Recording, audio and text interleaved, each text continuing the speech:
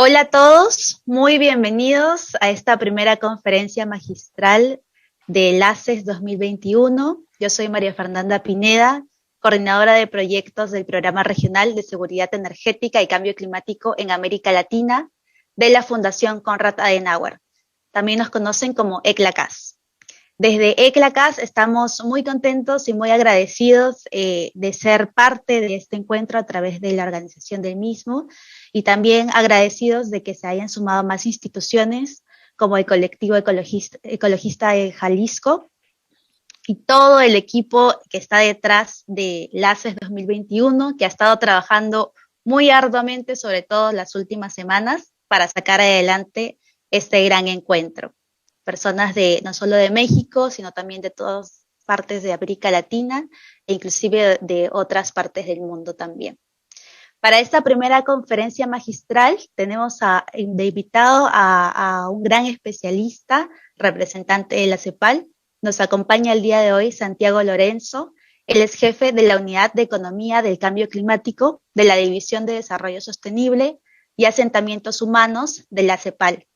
Muchas gracias, Santiago, por acompañarnos. Santiago es economista ecológico especializado en finanzas y toda su carrera se ha dedicado al tema de economía, enfocado también con otras ciencias sociales.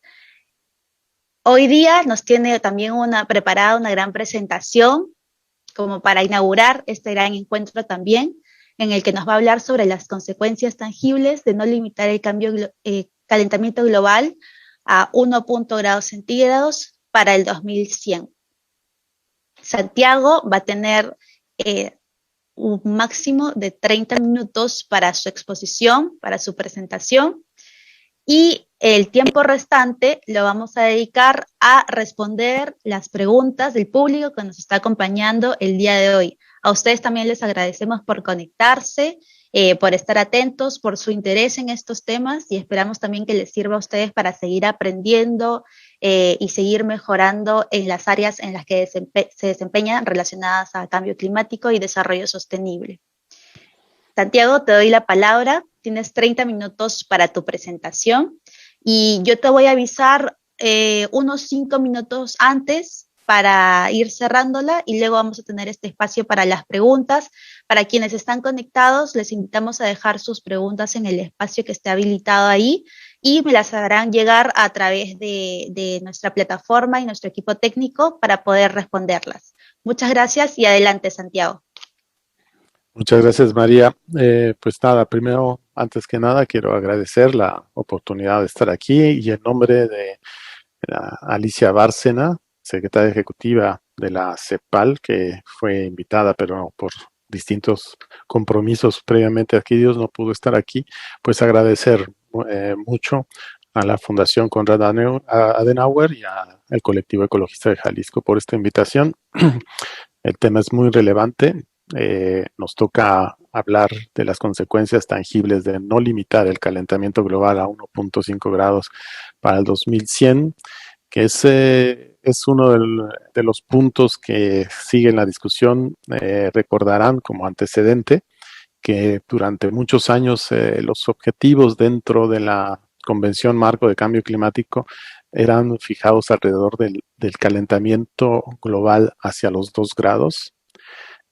Sin embargo, entendiendo las consecuencias que tiene el calentamiento global en muchos territorios, la vulnerabilidad de muchos territorios, sobre todo islas, en 2015, en la cumbre, en la COP de París, donde se llegó al Acuerdo de París, el Acuerdo de París sobre cambio climático incluyó ya el objetivo de 1.5 como algo muy deseable. Y ahora les voy a presentar un poco por qué esa decisión y recordando que somos una comisión económica, también un poco hacer el caso económico porque se discute mucho, de tratar de llegar al 1.5.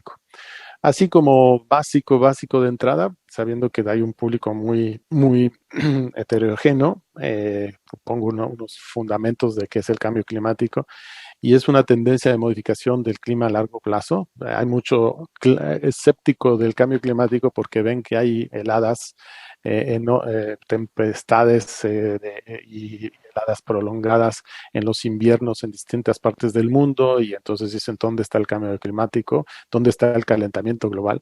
Pero si vemos, y la evidencia es contundente, a largo plazo se está calentando el planeta, y en general los promedios anuales han sido ya los más altos en los últimos, de los últimos 10 años. Ocho promedios de temperatura anual son los más altos de la historia registrada, y las tendencias desde hace muchos 40 años son al calentamiento.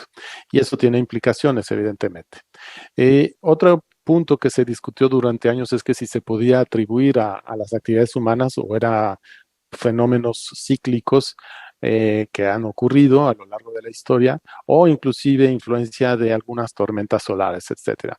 Durante más de 30 años se ha estado observando muy de cerca todos estos fenómenos, y la atribución a las actividades humanas ya es contundente. Cuando había científicos que decían no, probablemente sean otras las causas, otros los orígenes, se empezó a investigar esa posibilidad, y no, definitivamente sí hay causas humanas, y ya están más que comprobadas las cadenas.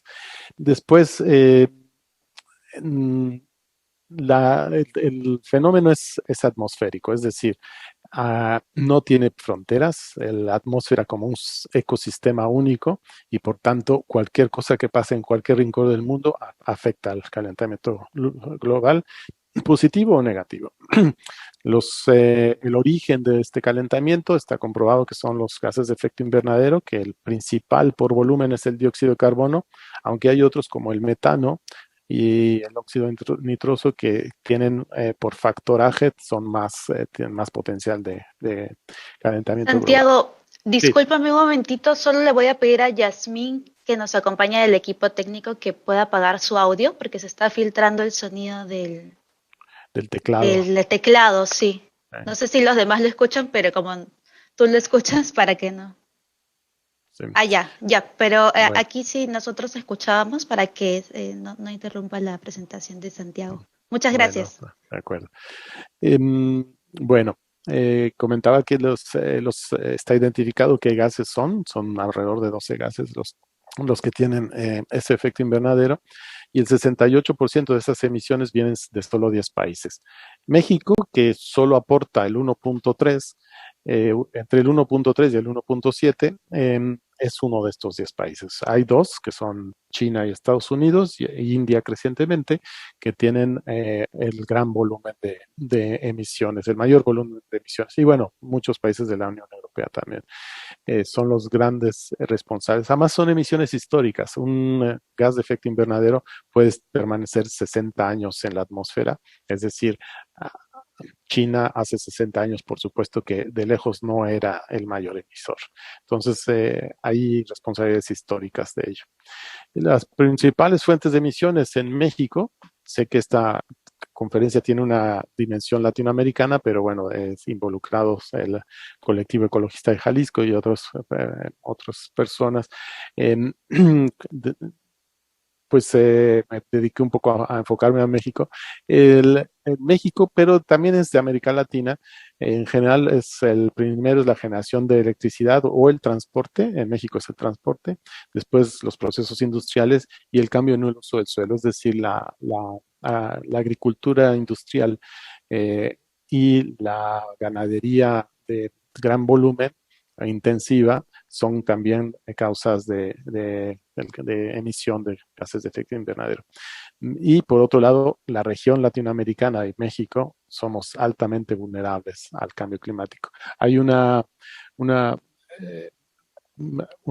algo que puede ser injusto, que América Latina ha aportado muy poco al cambio climático y es muy vulnerable al cambio climático, mucho más que muchas de las regiones que han aportado más gases de efecto invernadero. Este es simplemente una gráfica histórica de cómo el calentamiento global está sucediendo desde 1860, que es cuando empieza bueno, no, es la industrialización en Inglaterra, en Alemania, y empiezan las cadenas de producción con producción en masa y pasa del uso de máquinas al vapor con carbón y después es petróleo, gas, etcétera, que son los grandes combustibles fósiles para grandes emisores. Y ahí se ve como la curva, debido a la industrialización de muchos más países y la intensificación de procesos, ha crecido desde el 1980 a la fecha exponencialmente. Podemos entender que además es importante, en 1980 empieza a crecer y en 1992 ya se define como un problema global, se crea la Convención Marco y desde 1992 a la fecha aún negociando acuerdos como el Protocolo de Kioto y después el Acuerdo de París para reducir las emisiones, seguimos emitiendo mucho. Como ven aquí los escenarios, tenemos la misma gráfica histórica de 1850 a 2000, que es lo que ya ha pasado, y las proyecciones a futuro son escenarios distintos, llevados a cabo por el IPCC, que es el panel intergubernamental de cambio climático, que son grupos de científicos, en ocasiones más de 5,000, que hacen informes desde lo local hasta lo global de cómo está sucediendo el cambio climático. Y podemos ver que en los escenarios el rojo es no hacer nada,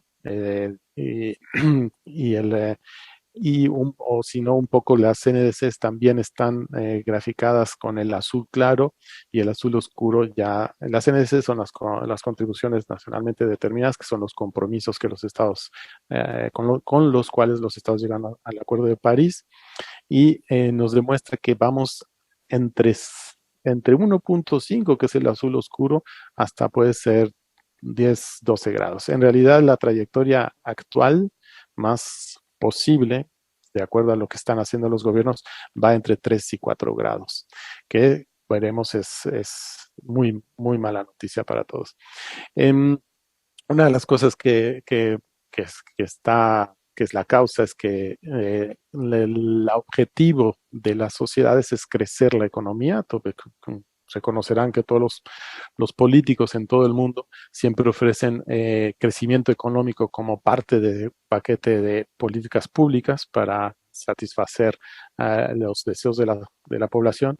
Y ese crecimiento ha estado históricamente ligado al crecimiento de emisiones, es decir, aún, y lo veíamos en la gráfica anterior, aún con acuerdos medioambientales y específicamente de cambio climático, la realidad es que se sigue creciendo con implicaciones en emisiones. Sin embargo, eso ha cambiado en los últimos años. Ya las tecnologías han permitido que la principal, como decíamos, las principales fuentes económicas de esas emisiones, que son transporte, energía, industria, inclusive prácticas agropecuarias, han demostrado, tenemos casos de éxito y han demostrado que ya se puede incrementar esas actividades sin incrementar las emisiones. Sin embargo, todavía ese cambio, que es en lo que estamos ahora, no está totalmente distribuido, no ha llegado a todos los rincones, ni mucho menos.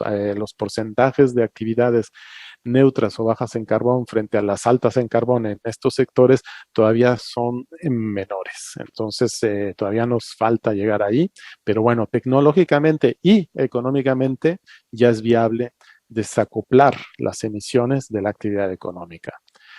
La relación entre riesgos socioeconómicos y físicos.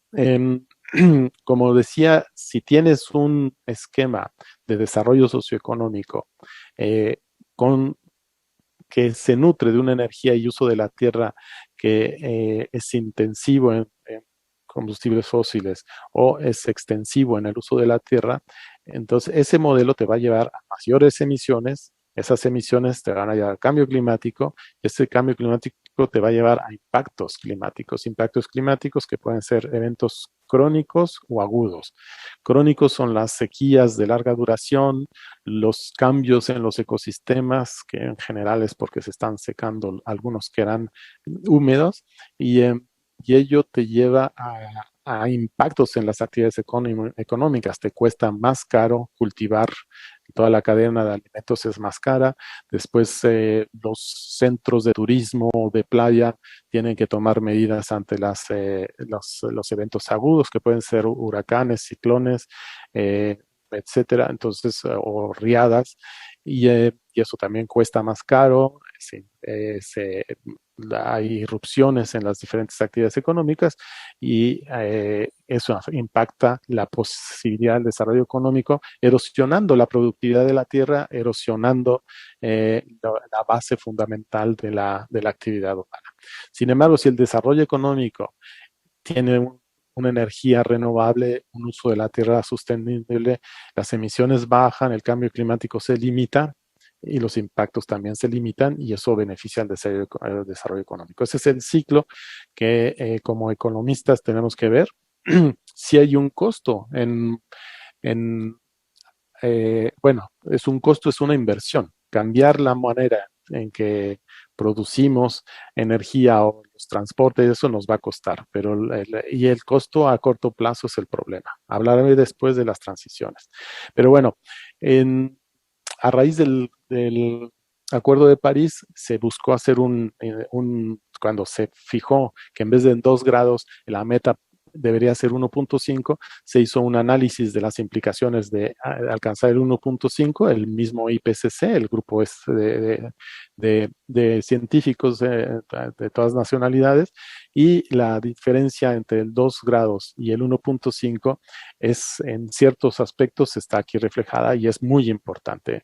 En calor extremo vemos que a los 2 grados tienes 2.6 veces más de probabilidades de tener eventos de calor extremo. El mar Ártico sin hielo, los veranos, hay 10 veces más posibilidades por ese 0.5 grados de diferencia. La subida del nivel del mar afecta 0.06, que puede ser mínimo, pero eso es algo que podemos discutir en la conversación. La subida del nivel del mar es por el deshielo, pero también es por la expansión molecular de las capas altas del océano, que eso hace que haya más intensidad de tormentas tropicales, porque es más volátil la energía, los átomos tienen más distancia por el calor, el calentamiento de la capa superior de los mares, y eso alimenta las tormentas, pero eso es otro punto. La pérdida de especies en vertebrados es el doble, la reducción en cosechas puede llegar a 2.3 veces, la pérdida de especies en plantas es el doble, en insectos es el triple, los ecosistemas que cambian a otro bioma es 1.86 veces más superficie. Esto es lo que comentaba, que hay sequías más prolongadas y eso hace que los ecosistemas empiecen a cambiar, los animales se migran y a partir de eso cambia también la interacción entre animales y plantas y esos ecosistemas porque migran y eso ya también está estudiado. Y el permafrost genera más deshielo, 38% más. Este es un tema que está muy ligado hoy en día a las posibilidades de pandemias. El permafrost es el subsuelo congelado en superficies muy al norte, muy al sur, en latitudes muy extremas, que han estado durante miles de años congelados y el deshielo puede liberar mucho metano, que eso calienta la superficie adicional, pero también puede liberar bacterias y virus con los cuales el ser humano nunca ha tenido en la historia que tenemos, nunca hemos tenido contacto. Y también las pérdidas de arrecifes es un 29% más.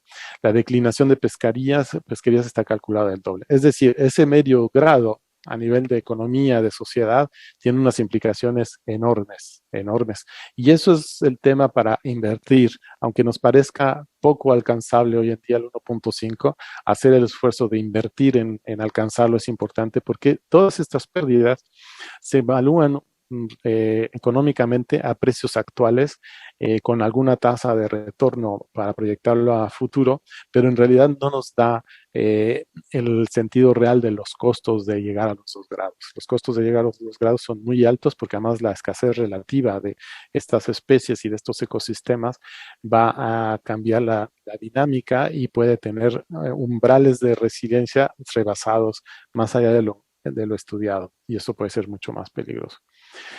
Aquí tenemos cómo según se ha calculado también por el IPCC, según el aumento de temperatura, se incrementan riesgos en distintas características del planeta, ¿no? Los sistemas únicos y ya amenazados, vemos que al 1.5 ya está a nivel entre moderado y alto. Los eventos de extremos también es muy parecido. Eh, la distribución de impactos es mucho mayor. Eh, ya el 1.5 ya también está en alto, estas tres primeras. Ya los impactos agregados globales sí es a partir del 2, 2,5. Y la escala, a gran escala de eventos singulares es más allá, es alrededor de los 3 grados, que, insisto, las contribuciones nacionalmente determinadas que son las propuestas de los países hoy en día para combatir el cambio climático, apuntan a más de 3 a 4 grados. Es decir, los NDCs nos ponen en un alto riesgo adicional frente a lo que ya vivimos hoy en día. Eh, Aquí, en un estudio que hicimos relativo a los costos, precisamente pensando en 4 grados, que es hacia donde van las NDCs, vemos que al 2050 los costos para América Latina, Brasil puede llegar a 28%, el Caribe 30%, Centroamérica 30%, porque ambas regiones son altamente vulnerables al cambio climático. En México sería 21% y América del Sur 18.5% del PIB per cápita, el costo de estar en esas temperaturas. La matriz eléctrica, teniendo en cuenta que esta es una reunión sobre en las energías sostenibles, me enfoco en la matriz eléctrica, cuesta menos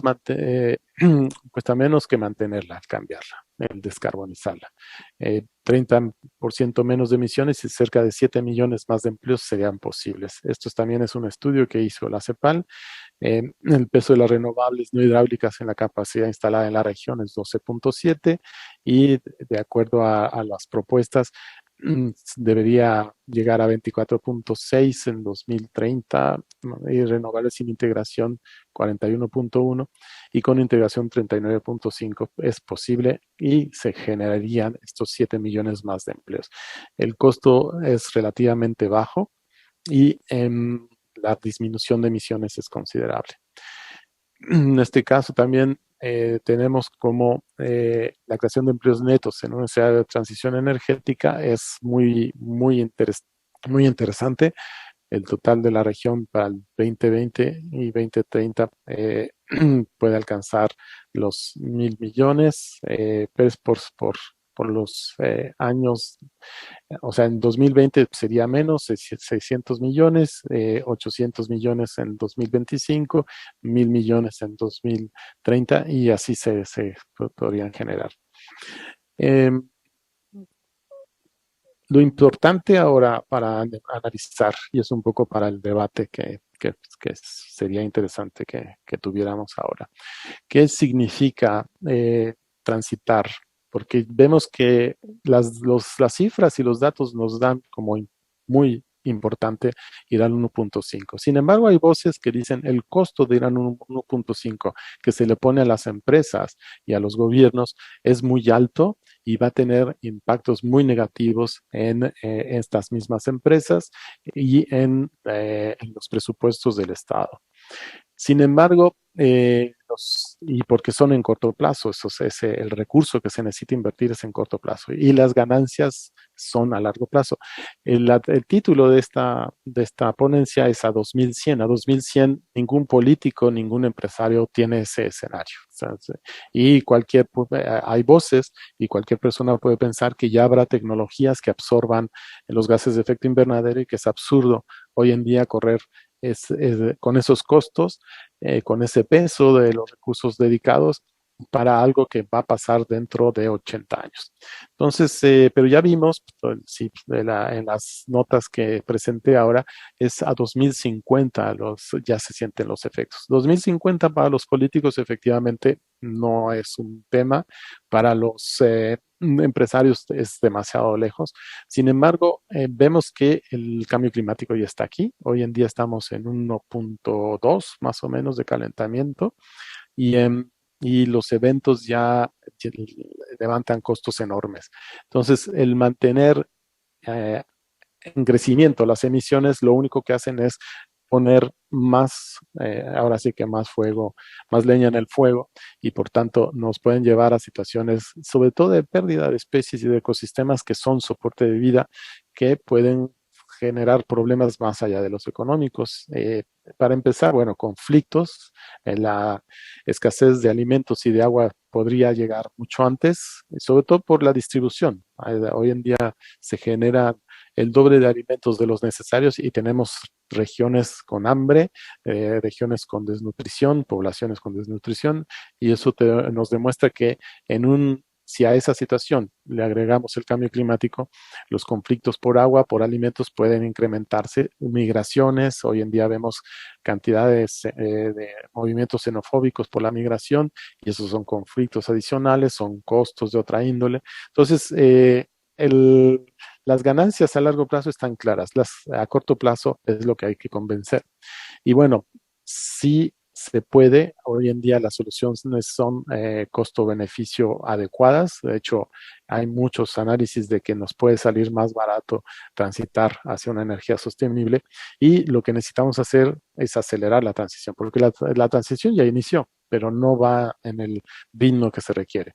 Se requiere que esta transición contemple que sea justa, es decir, hay comunidades, por ejemplo, en Colombia, en México, que se dedican a extraer el carbón y son mineros muy marginales.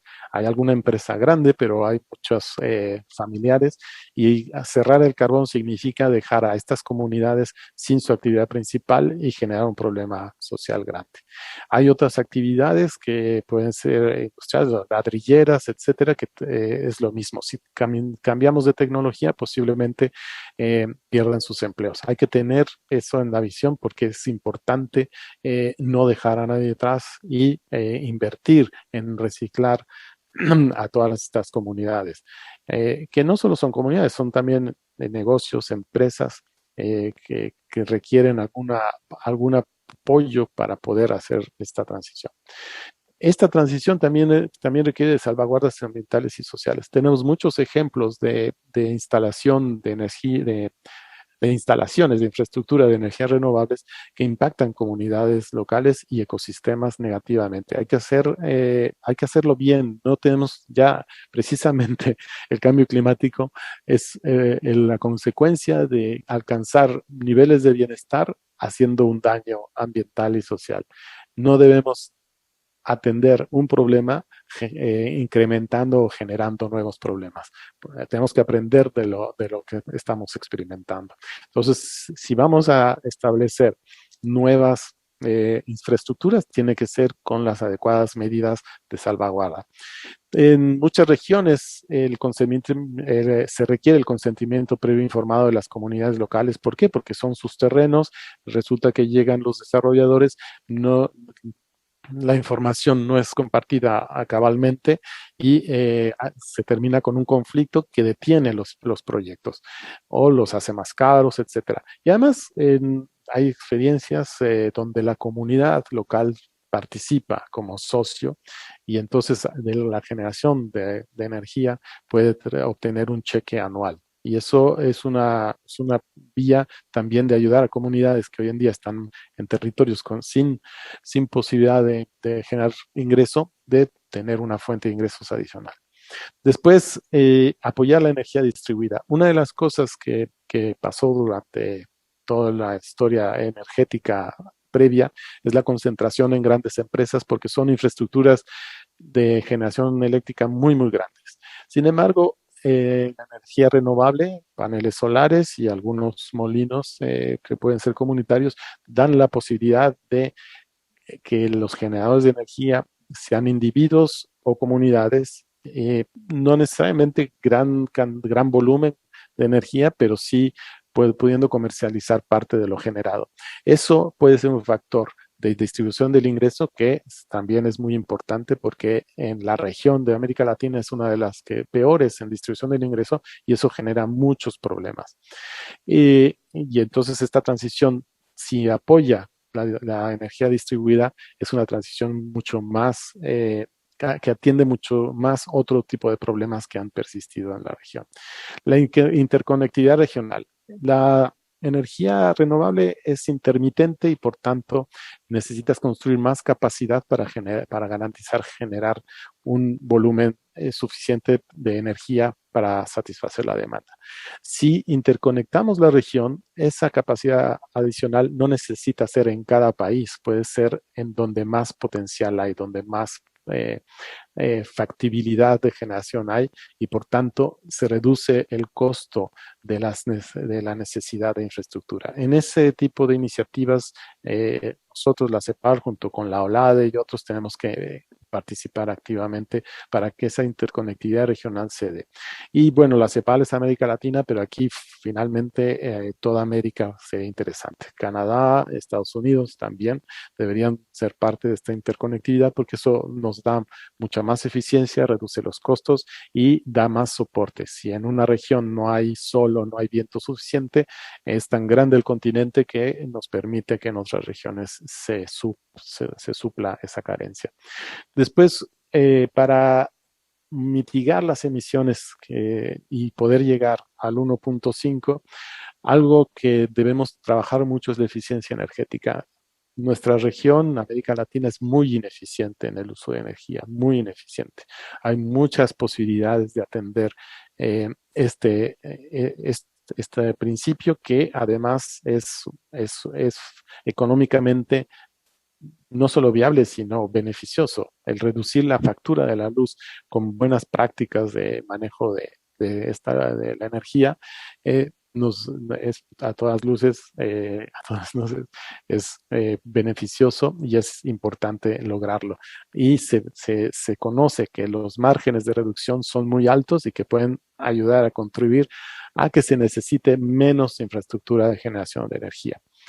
Y siempre es una cuestión de una dualidad. Si hacemos esta transición dependiendo de mercados externos o si fortalecemos un mercado regional con integración de diferentes procesos que permitan producir los elementos de esta transición, de la generación de energía a nivel regional, con iniciativas regionales. Por ejemplo, algo que CEPAL ha estado muy metido, que ya no es del tema de energía sostenible, sino de transporte, es impulsar que se construya autobuses eléctricos con integración de mercados regionales. Hay una capacidad, Argentina, Brasil, México son productores de autopartes y si en esta transición se hiciera un proyecto de autobús eléctrico regional, la demanda está ahí, las grandes ciudades requieren estos autobuses eléctricos ya y las medianas y pequeñas van a beneficiarse a futuro. Entonces el mercado está ahí, la integración es posible, hay que tener este tipo de iniciativas y en materia de generación de energía también se podría. Está muy copado hoy en día, hay grandes productores, China por supuesto, la India está entrando y bueno, Alemania, etcétera, son grandes productores de paneles, de turbinas, Dinamarca, pero la demanda va a ser tan alta que trabajar con algunas partes va a ser importante. Ahora también con las cadenas productivas de la minería, de los metales raros, que son minerales raros, que son necesarios para las baterías. También ahí hay una posibilidad de creación de capacidades en la producción de baterías. Y en fin, hay posibilidades de hacerlo bien, hay debates de cómo hacerlo, es normal, pero hay que hacerlo bien y ya, hay que acelerar la transición. Yo ahí lo dejaría para poder entrar a la discusión. Ahí tienen mis datos para cualquier consulta posterior. Entonces, María, creo que ya podemos ya cumplir la media hora, así que podemos entrar al debate. Muchas gracias, Santiago, por tu presentación. Creo que has podido navegar sobre las diferentes problemáticas efectivamente a las que nos enfrentamos y también, como tú decías, ciertas luces de por dónde podríamos empezar a tomar ciertas acciones que necesitan ser aceleradas, ¿no? Voy a hablar un poquito más a detalle sobre eso. Les había mencionado a quienes nos están viendo, sabemos que tienen varias preguntas y tenemos ahí un tema técnico que ya le está solucionando el equipo de Inmersis, que ya esperamos que para las siguientes ponencias esté listo y ustedes puedan hacer las preguntas directamente. Sin embargo, para esta sesión en particular, tenemos a Libet, que es parte del equipo de enlaces, y yo les voy a brindar su número ahora para que puedan hacer las preguntas que sabemos que quieren hacer. Voy a mencionar el número 2 veces, así que si tienen ahí su laptop o su lápiz y papel para apuntar, nos pueden hacer llegar las preguntas por ese medio para este panel, para esta conferencia. El número es más 57 318 22 57 72. Voy a repetir, es el más 57 318 22 57 702. Ese es el número del IBET si tienen preguntas específicamente para la conferencia. Y ya arrancando un poco con el debate, Santiago, mencionabas temas muy interesantes y por ahí quisiera arrancar un poco la discusión antes de adentrarnos tal vez más a detalle en lo que es energía. Y es algo que también tú lo mencionas en parte de tu biografía, este tema o este punto de cómo hacemos para disminuir las emisiones si el objetivo de la sociedad es seguir creciendo. Eh, Definitivamente no podemos cambiar tampoco a un descrecimiento porque nos quedamos en el aire y las sociedades también necesitan sentir ese desarrollo, pero un desarrollo efectivamente sostenible, que es lo que apuntamos también desde nuestra fundación. Entonces, ante esta disyuntiva de crecer pero sin emitir emisiones, eh, ¿cuáles tú consideras que son de repente ciertos drivers que pueden apuntar a dar soluciones a esto? De repente, uno podría ser la economía circular, empezar a ver cómo es nuestro desarrollo, no solo como América Latina, sino como nuestro desarrollo como sociedad a través de una visión de economía circular en la que no necesariamente es crecer por crecer, sino yo le pondría la palabra de repente renovarse, porque nos estamos renovando constantemente, estamos renovando los ecosistemas, estamos renovando la energía, estamos renovando nuestros recursos. ¿Qué nos podrías comentar al respecto? Gracias, María. Pues lo primero es cuestionar el indicador de crecimiento, el PIB. El Producto Interno Bruto ha funcionado muy bien durante años para, para demostrar el crecimiento de la materialidad del bienestar de las sociedades. Sin embargo, ante la abundancia que ya existe comparado a los tiempos en que se estableció el PIB, la abundancia material de bienes y servicios ofrecidos, ya se ha cuestionado desde hace varios años, un par de décadas, si el PIB, el Producto Interno Bruto, es el indicador adecuado para demostrar el bienestar de una sociedad. Y si tú desmenuzas el Producto Interno Bruto, ves que hay muchas actividades que no generan bienestar, que son contabilizadas. Sí generan bienestar en el sentido que estas actividades generan empleos y los empleos es el fundamento del bienestar de una familia, pero porque da ingresos a las familias. Pero el producto en sí de la actividad, aparte de los empleos y de la demanda de otras industrias, no necesariamente. En la región, por ejemplo, un ejemplo es la inseguridad ha llevado a al crecimiento del sector de seguridad privada, policías privadas, de prestadores de servicios de seguridad privados. Eso es un sector que ha crecido y el PIB en ese sector ha crecido. Sin embargo, eso demuestra cómo el bienestar en una sociedad ha caído.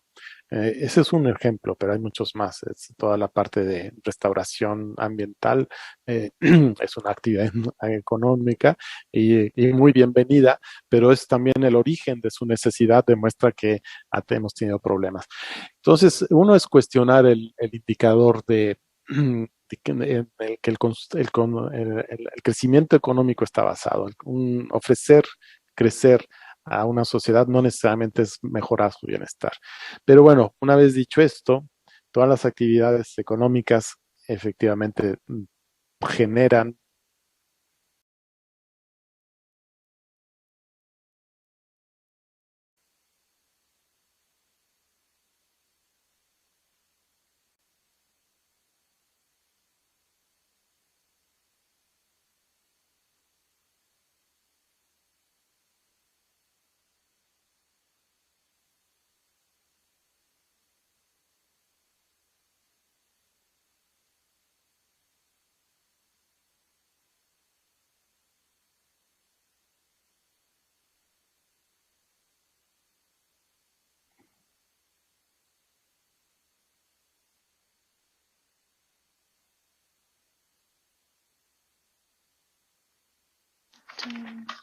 Allá, aquí.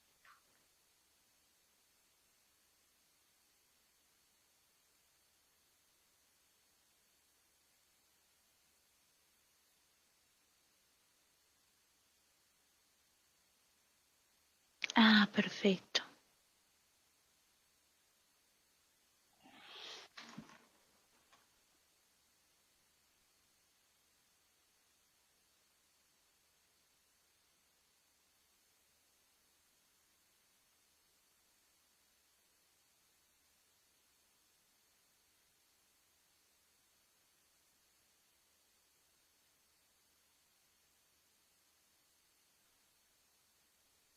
Fleria.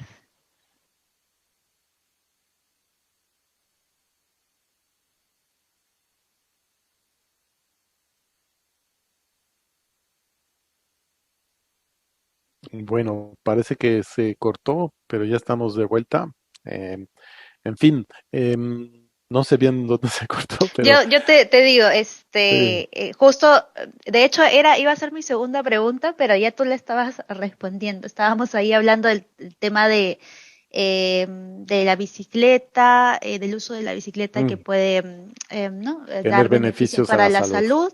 Y luego Ajá, estábamos hablando de la mejora del transporte público, sí, ¿no? Como una mejor oferta para evitar que las familias o las personas compren nuevos coches, nuevos autos.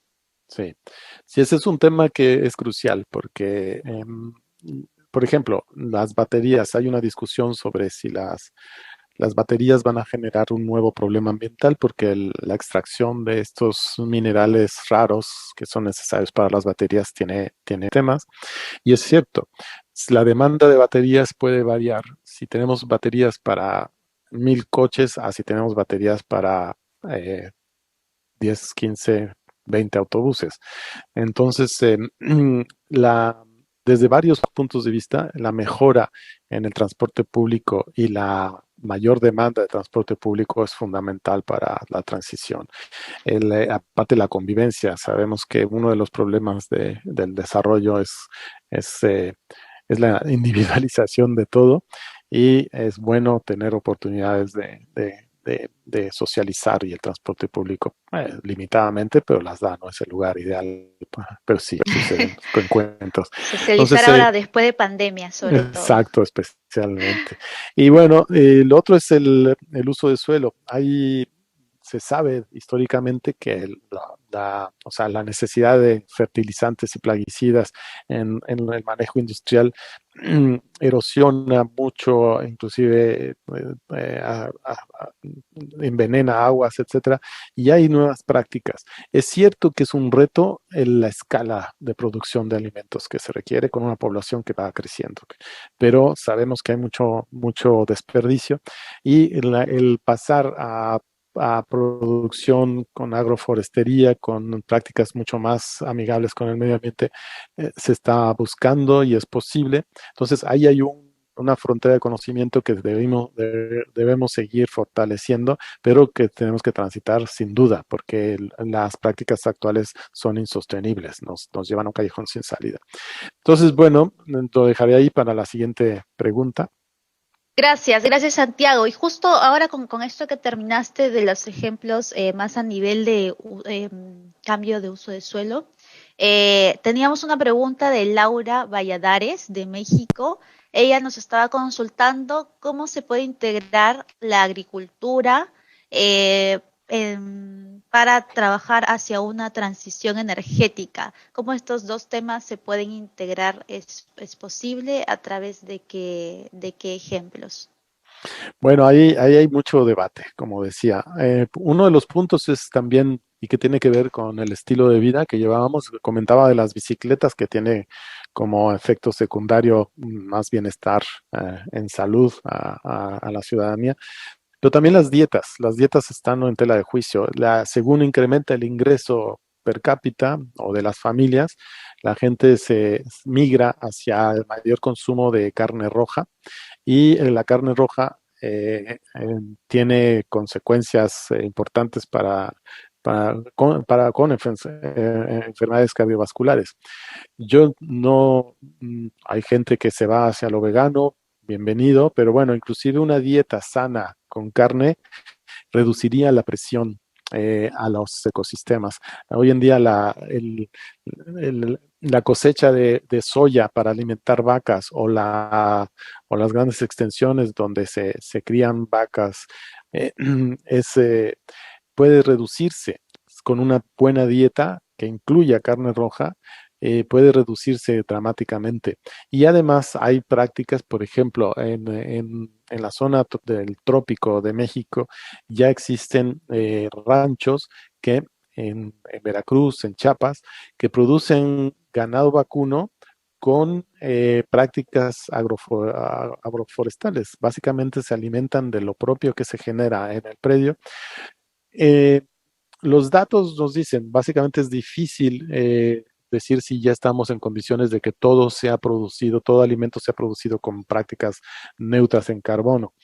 Pero lo que sí es que partimos de que estamos produciendo más alimentos de los que consumimos por el desperdicio. Se calcula que entre la cadena de distribución y los desperdicios post alimentación, la mitad, cerca de la mitad de los alimentos no son consumidos por seres humanos. Entonces, hay un margen de trabajo muy importante. Después hay experimentos, hay países, Holanda, sé que Holanda está produciendo alimentos básicamente con hidroponía, ya sin uso del suelo más que naves industriales, y lo hace orgánicamente, sin uso de plaguicidas, pesticidas. Ya hay nuevas prácticas que te permiten hacer eso. En fin, es una frontera donde hay que seguir trabajando, pero es muy posible que se pueda hacer bien y reduciendo el impacto en el uso de suelo. Perfecto, muchas gracias. Y otro punto interesante que tú también mencionaste en la presentación fue este dato de descarbonizar la matriz eléctrica cuesta menos que mantenerla y que también como un parte de los beneficios de hacer algo así es la generación de empleos con estos 7 millones de empleos que comentabas. Entonces, si tenemos este dato, esta información de los puntos que tú has mencionado en la lámina de transición hacia la energía sostenible, sí, hacia la energía sostenible, ¿cuáles consideras tú como los dos más importantes a implementar, si pudiéramos hacerlo ahora mismo, ¿no? Eh, Imagino que uno de esos podría ser eficiencia energética. ¿Cuál sería el otro punto? En el caso de que sea eficiencia energética, ¿es la eficiencia energética de las grandes industrias? ¿Es la eficiencia energética en los hogares? ¿Es en ciertas industrias? ¿Qué nos podrías comentar ahí al respecto? Bueno, yo me voy para contestarte esto, me voy a, a esto, aquí. aquí. El reto es enorme, es enorme. Eh, no podemos priorizar, debemos actuar en todos los frentes. Hay posibilidad en todos ya es económicamente viable. Es cierto que los recursos, una de las de los hechos que han surgido como evidentes a partir de la crisis de la pandemia es el estrecho margen fiscal de las economías de la región, de América Latina. Hay muy poca recolección de impuestos por distintas razones. Hay una deuda muy importante y el pago del servicio de la deuda y su amortización también absorbe mucho recurso. El gasto corriente, es decir, el compromiso del pago quincenal a los funcionarios y a la operación del Estado absorbe también mucho recurso y cuando se requiere meter dinero al sistema, está muy reducido. Básicamente es porque el nivel de contribución en nuestros países es muy bajo comparado con otros donde funciona mejor el Estado. Tenemos niveles muy altos de economía informal y tenemos mucha evasión fiscal. Y eso tiene que cambiar. Pero también, si no quieres que haya evasión, tienes que ser más responsable en la transparencia del uso de los recursos públicos y en la rendición de cuentas de dónde lo usas, que también nuestros gobiernos no siempre son lo transparentes y son más bien opacos a la hora de rendir cuentas. Todo eso es un área donde hay que actuar para poder tener el recurso, para poder atender este problema con todas estas acciones simultáneamente. Hay cosas, hay actos o decisiones que no requieren recurso público porque son esto lo que comentabas, en eficiencia energética. En todos los actividades, ser más eficiente en el uso de cualquier recurso te beneficia como empresa, te ahorra dinero a la larga. Entonces, y en una casa igual, en una industria, en una entidad pública, el reducir la factura eléctrica o energética es bienvenido. Entonces, ahí tendría que ser en todos. Que se requiere en algunas industrias una primera inversión que después el pago de la factura histórico puede servirte para, una vez alcanzados los ahorros, pagar ese recurso de inversión inicial. Ahí es donde un dinero público bien utilizado puede ayudar.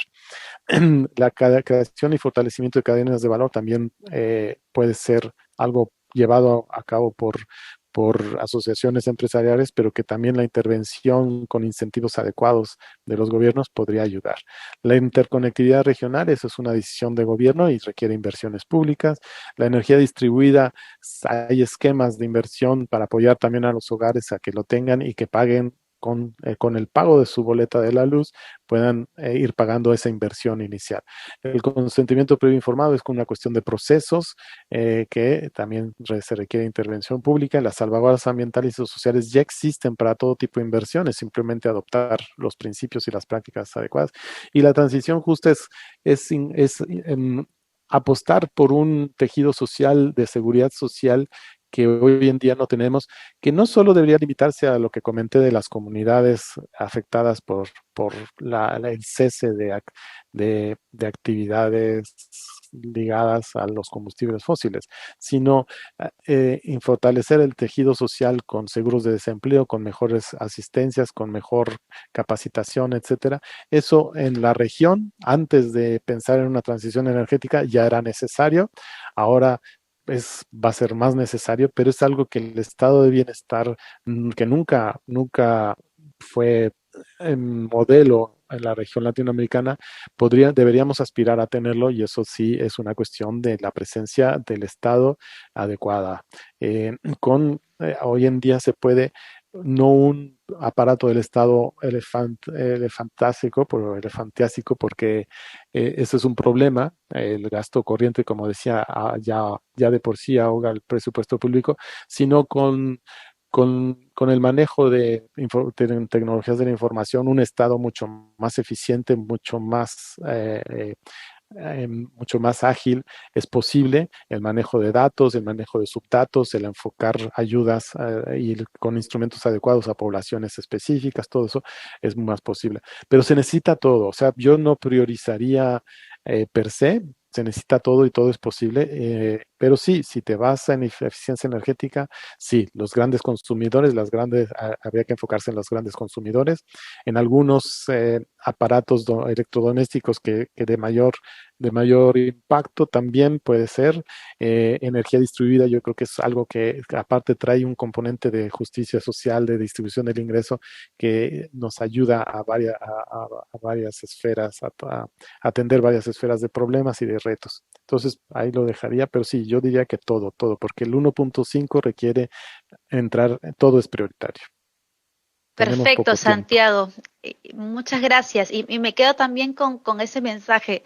En tus primeras láminas nos has mostrado que efectivamente el reto es muy, muy grande y puede verse tal vez muy, para algunas personas, muy inalcanzable, pero el costo de no hacer nada simplemente porque vemos que eso ya parece ser real y no hay forma de cambiarlo, entre comillas, va a ser peor, ¿no? Entonces, sí, como tú dices, es importante que todos, no priorizar, sino que todos eh, actuemos en todos los frentes y para eso también cada uno desde el rol que tenga, desde la academia, desde el gobierno, desde la cooperación internacional, la empresa, la sociedad civil, desde el sector en el que esté, va a cumplir un rol muy, muy importante. Y me quedo con ese mensaje, también un mensaje muy, muy inspirador para lo que nos toca ver en la semana.